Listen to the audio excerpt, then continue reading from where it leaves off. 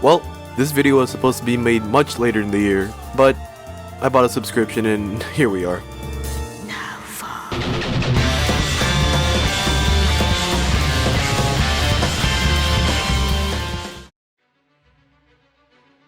Final Fantasy XIV is an open-world MMORPG initially released back in 2010. However, pretty much everyone did not like it, and it received a whole deal of backlash, and the community was very, very angry. This prompted an apology from Square Enix, and they started making steps towards making the game entirely from scratch. Under a new development team, Final Fantasy XIV: A Realm Reborn was released in 2013, completely replacing the original game. Now, let's be real. I have not played the game for as long as other people. I literally started this year in 2020, so I won't have everything to say about the game. To go into more detail on my playtime, I played for about 2 weeks in January, stopped playing until June where I started my subscription back up, and played pretty much the entire 30 days. Yeah, the game is subscription based, but the first 35 levels really caught me and made me want to play more. And now, at the time of writing this, I am closing in on 200 hours and almost caught up with the main questline. Pause. So when I first wrote the script, I was around like 182 hours or something. Then I procrastinated on this video, and now I have over like 300 hours in the game, and I'm pretty much completely caught up with the story. Oh, well, scratch that again. I procrastinated again and caught up with the story. Like, almost completely.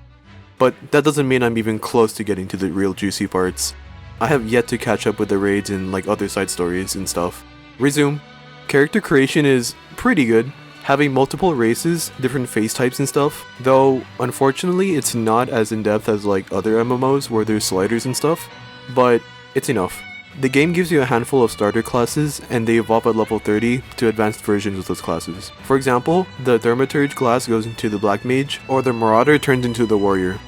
When I first made my character, I made a human, or as the race in the game is here, with the Arcanist class. This allowed me to evolve my class into either a DPS or healer, which at the time sounded very nice to me. Oh, and the carbuncle is very adorable.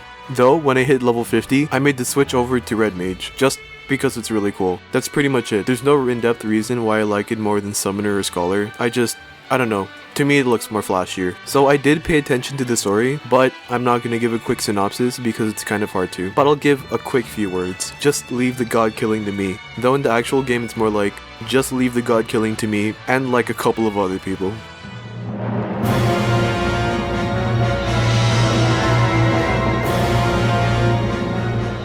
As per usual, there isn't too much bad with the game. Most of the bads I have are more like annoyances. I would mention the bad initial release of the game, but I haven't experienced it personally. Though, the beginning of the game does have pretty boring quests. Of course they are boring for a purpose, to have new players get used to the game before the more difficult tasks come around, but the first 200 or so quests feel a tiny bit boring compared to the rest. Now of course I recommend paying attention to the story and understanding what's going on, because it does get a lot better later on.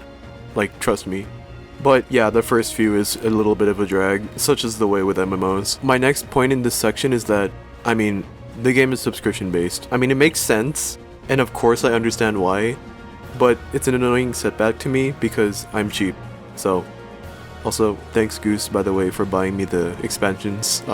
I love you forever. Now on to actually talking about the real annoyances with the gameplay. A lot of the time, enemies have very easy to see area of effect attacks that show up on screen before they actually perform the attack. There's a very brief moment when the AoE marker goes off the field and the enemy actually performs the attack. In this time, it makes sense that you still have that brief period of time to dodge the attack before the animation starts, but that's not the case at all. If you're still within the AoE marker and it goes away, no matter how far away from the actual attack you are, you're still going to get hit. This is especially frustrating with attacks that have a very short wind-up time. The last point I want to mention requires a tiny bit of explanation. You can queue up for daily dungeon runs for XP. This is by far the most efficient way to level up. Well, not in your first class because the story does this very nicely, but most other combat classes, I honestly don't know if there's a better way. The queue persists even through a cutscene. You will get the ready window in front of the cutscene that you're watching. Most of the time, I would go into the dungeon and then start the cutscene over again after the dungeon is done. But on some occasions, it would not let me quit the cutscene, so I was forced to skip the cutscenes because of it. If the cutscene was that important, I will never know because queuing up for a dungeon can take 15 to 45 minutes, and I would rather not wait any longer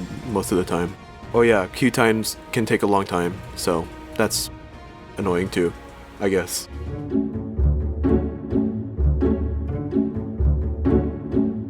The story, at the end of the day, is very good for an MMORPG, with many high points and some admittedly decent amount of low points. The story is absolutely worth paying attention to all throughout. As I said before, the first few parts of the story isn't too great, but if you decide to go on to the other expansions, you'll appreciate the background given by the very beginning of the game. The cross-server dungeons, trials, and raids are very, very cool. I'm a huge fan of being a part of a group of 4 going through a dungeon, or a group of 8 fighting a boss, or a group of 24 going through a raid.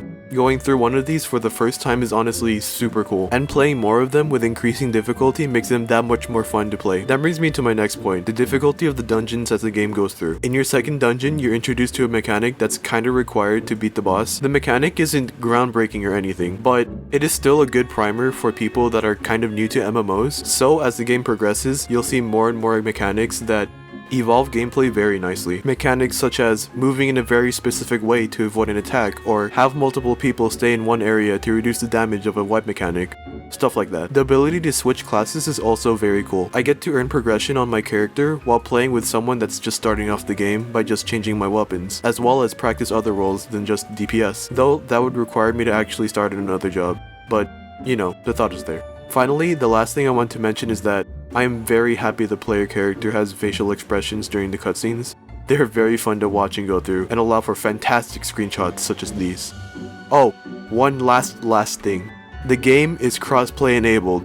Yeah, more games need this.